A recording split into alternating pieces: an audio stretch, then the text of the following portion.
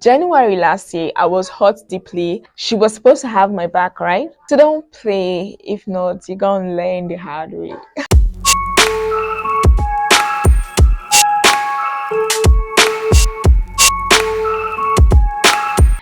Hi, my loves. Welcome back to my channel. I remain your girl, Chikabe Lasero. If this is your first time I've seen this gorgeous face, thank you for clicking on this video. And please wait a little longer to get value for your time. In this video, I'll be talking about my 2023 regrets, those things I wish I did in 2023 and those things I wish I didn't do in 2023. But before we get right into that, a quick question. If you are given an opportunity to start your life with the knowledge, like to restart your life with the knowledge that you have now, would you take it? At what age in time would you love to start from? And what areas of your life would you make changes in? Are you kidding me? Would I take it? But don't play with me. I'm going to grab it like my life depends on it. Seriously. But then, unfortunately, we cannot go back in time, especially with the knowledge that we have now. However, there are things that we could do to recover thousands of missteps and prevent 1,000 more mistakes. The first thing that I regret not doing in 2023 was to reflect, or to reflect more often. What does it mean to reflect? It means to think, to speculate, to reason. It means to think carefully, especially about possibilities and options. There are so many ways being reflective can help you. It helps you identify ways that you can improve. For example, you're a young person and you are into business, I don't know, any kind of business, and then business is really bad. And you just keep telling yourself, okay, it's normal. The Tinubu regime, people are hungry, some people barely feed, not to talk of buying, clothes, or maybe, what have you, whatever it is that you're doing. That might not entirely be the case. When you pause from all the noise and chaos around you, you might just be able to start asking yourself questions like, what am I getting wrong? What am I not doing right? And then you might just realize that, oh, I design clothes and I sew. My sewing skills are cool. My fabrics are top notch. But then I've been sewing designs that I love, the kind of designs that I would want, for neglecting the fact that you're not the one that would wear and buy these wares. Like, you're sewing it out there and putting it out for people to buy. So you need to look into the trend. What do this Gen Z, what do people like buying now? What is in trend? What's the weather? Are we in hot or cold weather? What are the kind of designs and the kind of wares that I should be sewing at this point of time? What is in trend? What do people like to wear these days? You need to, by being reflective, you are able to think about things like that. It could be your packaging. These days people like to unbox what they have bought. Your products might be nice, but how you package it might not be nice. And people would prefer to buy products or things from people who have top-notch packaging so that they can, film it. Hi guys, I got these, all of this stuff. So yeah, by being reflective, you're able to identify ways that you can improve. Also, being reflective helps you to identify and appreciate positive experiences.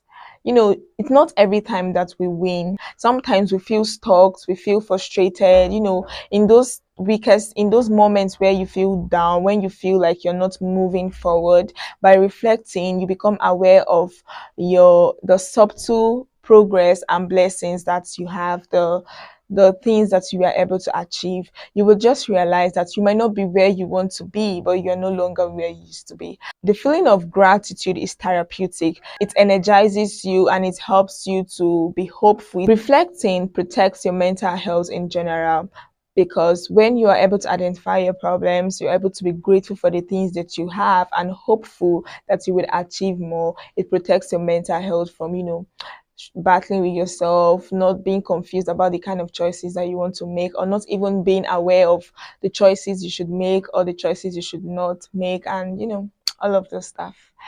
But then, how can we reflect effectively? To be reflective, there must be something you are reflecting upon. In order not to turn this exercise into a torture by embarking on a thinkathon. What? Is there anything like thinkathon? I don't know, but you know what I mean. Problem no they finish. In fact, there are a lot of problems that we encounter every day. For you to think constructively in a way that would help you improve, you must have something that you are reflecting upon. How can you do this? By setting daily, weekly, and monthly goals or tasks. At the end of every day, before going to bed, you should reflect upon how your day was. You have what you wanted to achieve for that day. Were you able to achieve them? Were you not able to achieve them? Why were you not able to achieve them? You know, when you do this at the end of every day, at the end of every week, at the end of every month, you're able to identify your strengths and your weaknesses. You build on your strengths and you starve your weaknesses. And after reflecting at the end of the day, you also create a new task for the next day. And after the week, you create a new task. After the month, you create a new task. So you can either do this daily and monthly, or you can do this daily and weekly, whichever works for you. But you must have something you are reflecting upon so you don't have to embark on a tinkaton. The next thing I regret doing in 2023 was dwelling in the past. What does it mean to dwell in the past? It means repeatedly remembering and recalling past memories, past events, and past experiences. This could be negative or positive. It will keep you from living in the present and prevent you from enjoying life in the current moment. You would feel sad, miserable, and even depressed if care is not taken. So, dwelling in the past has a lot of negative effects on you.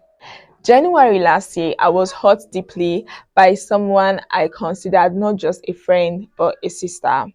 She was supposed to have my back, right? But somehow I came across a voice record of her doing quite the opposite. It was difficult for me to acknowledge and process this experience. For you, it might be a different scenario, but if you need to talk to someone, please talk to someone. Talk to people that you trust. It could be a friend, it could be a family, it could be a spiritual leader, it could be, you know, if need be, seek a professional help, see a therapist, see a counselor, talk to someone that can help you move on from this. In my own case, I eventually had to confront her. Above everything else, please and please learn from these mistakes. Mistakes is simply a way of doing something differently. But when you keep doing it repeatedly, bro, it's no longer a mistake. Maybe you just need to say a doctor. How do the Ghanaians say it again? A doctor for, to check you up there, because people are going to keep hurting you, or you would keep having other experiences. I don't know, but learn from these experiences. That's the gift of the past, because we learn from it. But when you don't learn from it, the shege that you have seen, or the traumatic or miserable experience that you have gone through, becomes a total waste. It becomes a total waste because you just did not learn from it. For example, you went into an investment, a business investment or something, and then you failed woefully. I mean, you lost money. Let's say you ventured into fish farming and you just thought, just by having a fish pond, putting in fish, changing the water, giving them food and all is just enough for you. And then you lost all these fish. And you started saying, I'll never do any investment again. I'll never do this. I'll never invest my money in anything. Boy, you're going to be broke. Yeah, aside that, you were going to be broke. Especially in Nigeria, where the value of Naira keep depreciating. It is not just negative past experiences that prevents us from living in the present. Sometimes positive experiences. Yes, positive experiences. You got promoted in your new job, or your manager likes you. You got promoted because maybe you come early, your presentations are always a game. You always take out time to check on clients and bring prospective clients to the company and all of that. And then because you were the champion in your office last year, you start slacking, you start coming late, you stop preparing so much before coming to present, you stop checking up on clients, you stop bringing prospective clients. It's a very wrong thing to do. To whom much is given, much is expected. So please do not dwell on your past glory. The glory might just leave you. The glory will depart and you wouldn't even know. So don't play. If not, you're going to learn the hard way. The next regret was falling and staying down, being a defeatist. Last year, when I encounter a challenge or an obstacle standing between me and my goals, I become overwhelmed. I start feeling sober, frustrated, miserable. All of those negative feelings weigh me down, and I end up doing nothing about my problem and nothing about myself. I just keep stressing, thinking about this problem without trying to even do something about it. It's okay to feel that way. It's okay to feel sad. It's okay to feel frustrated. We must encounter challenges and obstacles at some point in life. But what is not okay is failing or falling and remaining down. Martin Luther King Jr. said, if you can't fly, you run. If you can't run, you walk. If you can't walk, you crawl. But by all means, keep moving. This is why being reflective is so important. Being reflective help you minimize the number of times you have these break points, the number of times where you feel frustrated and sober, because they would actually come. And even when they come, because you are being reflective, you're already aware of these obstacles. In fact, you foresee them coming and you're already planning to do something about it. And even if you fall, you don't stay down for long. You get up and you keep fighting. How do you get up after falling? By liking this video and subscribing to my channel. Checks. Did you say that? Yes, I did. If you love what you're hearing and want more self-improvement tips to become better version of yourself, like this video and subscribe to my channel. Okay, let's get back into falling and getting up. So, how do you get up after falling? You have to ask yourself three important questions. If you are able to ask yourself these three questions in such moment, trust me, you must be able to get up. What are these questions? Have you liked this video? Have you subscribed to my channel? And have you turned on the notification button? That's actually not the question. But why do I keep saying like, subscribe, turn on the notification button? Please like this video, subscribe, and turn on the notification button to support my YouTube channel and to make the YouTube algorithm push this video for many other people to see. That's the best way that you can support me. Okay? So please and please do that now so we can move on from this experience. A lovely experience anyway. Yeah, whether you agree or not, it is a lovely experience. Okay, the first question you should ask yourself is, do I have control over this situation? Yes, you need to ask yourself, do you have control over? Whether we like it or not, there are some obstacles and challenges that we encounter that we have no control over. Like, we can do nothing about them. And then the next question you should ask yourself is, why am I drowning in a problem that I have no control over? And then this question is like a wake-up call to, bro, what are you doing? Like, sis, what are you doing? You've been down for days, you're not able to eat, you're not able to go to work, you just keep thinking about this problem, and yet there's nothing you can do about it. So it is more like a wake-up question. It makes you to realize how much energy you have wasted and how much more you would waste by the time you fall into depression. So the third question is, what can I do about this situation? Now, this third question is important. Whether you have control over your situation or not, the third question is important. What can you do? Okay, do I have control over this? Yes. What can I do? Do I have control over this? No. What can I do? For example, you are the young entrepreneur who ventured into fish farming and lost all your fish at a very early age. What can you do? Of course, you can't keep drowning and thinking about the money you've spent in starting all of that, because you cannot bring back those fish back to life. You're not Jesus that performs miracle. I know you're Jesus's kid, but you are not Jesus. So you cannot bring those fish back to life.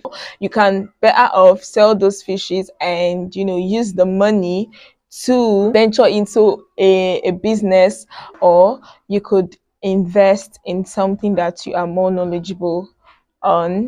The next thing I regret not doing was not having a scale of preference. It just simply means making a list or arranging a list of things in the order of importance.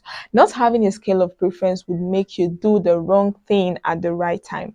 Doing the wrong thing at the right time is equal to doing the wrong thing, but doing the right thing at the right time is equal to doing the right thing. To do the right thing at the right time, you need to have a scale of preference. You can apply this in your budget, in your daily tasks, in your personal life, in your relationship. Daily tasks wise, in arranging your daily tasks, what you want to do for the day, you should arrange them in the order of importance. So if you're not able to finish up, at least you are able to do the most important ones, those that need a sense of urgency or are more important to you. In budgeting, you should be able to make a daily list of your expenses, monthly expenses or weekly expenses, because sometimes you might just make some money in your business that you were not expecting to make, and then you would just start buying things, and you might end up buying the things that you don't need. But once you already have a list of the things that you need for the month or for the week or for the day, once this money comes into your hands, you already know what you need and you go for what you need, what is more important to you, instead of carelessly spending. Last year was terrible. Spending on things that you don't need. Have you ever bought something and at the end of the day you be like, why did I even buy this? Impulsive buying. How do they even call it? Impulsive spending, or I don't know, whatever that is, but it's not really cool. So by implementing scale of preference in your daily tasks, in your budget, in your personal life, what are your values? What do you prefer? What are your values? What are your values? What do you prefer? Honesty over loyalty? Do you prefer stealing? What are your values? What are the things that you uphold? What are the things that you hold high? And then, so when someone is trying to make you to deviate from your values, because you already know your value, you already know the kind of life that you want to live, what is more important to you, it is easier for you to make life choices. As a young person, I mean, people will come and toss you to and fro, but because you know what is more important to you, you know what your values are, you are able to stand your ground. In your relationship, you know people who are more important, people that you should let in your space, people that shouldn't be in your space. You know that you need to put family first, all of those things. And there are a lot of things scale of having a scale of preference can help you to achieve. So if you don't do scale of preference, please include having a scale of preference in your daily tasks, in your budget, in your personal life, in your relationship. Always know what comes first, always know what is more important to you, because trust me, there would be a lot of noises in your head from within and from external forces. So but when you have a scale of preference, you are able to stand your ground. It defines you and shapes whatever it is that you are doing. Scale of preference saves you from being a jack of all trade and a master of none. So please, just you know you know what to do. And finally, the last point here is too many clustered tasks. Oh my God. I was having so many things to do in a day that by just waking up and thinking about the things that I have to do, I just get tired. I feel, a lot of work vibes, and then I end up doing nothing. Set smart goals. Your goals should be specific, measurable, attainable, relevant, and time bound. Setting specific goals help you to answer the question of what. It helps you to identify what exactly it is that you want to do. Your goals should be measurable. Have a clear definition of what success is. How do I know that I'm succeeding? How do I know that I'm getting it right? What and what do I see? And I will know that, okay, I'm making progress. For example, you just set a target of, okay, I want to get 10 more clients at the end of the month. And at the end of the month, you get 8 clients. Now you're able to measure your success. You said you want 10, but you got 8. But if you just say, I want to have more clients by next month, by the end of the month, you're going to have clients, but because you did not specify on what exactly your success is, you might have just 1 or 2. You cannot measure if there is actually a growth or no. Your goals must be attainable. What this simply means is that you should reflect on your possible challenges, possible obstacles, reflect on them if they are things that you can overcome. If there are certain obstacles that you are likely to encounter and you cannot overcome them, then such goals are not attainable. So you must be able to project. The next point is relevant. Your goals must be relevant. This helps you to answer the question of why. Setting relevant goals and tasks help you answer the question of why. Why am I doing this? Does this align to your values? Does this align to your goal? Is it a priority? Is it something important to you? So you must set goals that are what relevant. And finally, time bound. This helps you answer the question of when.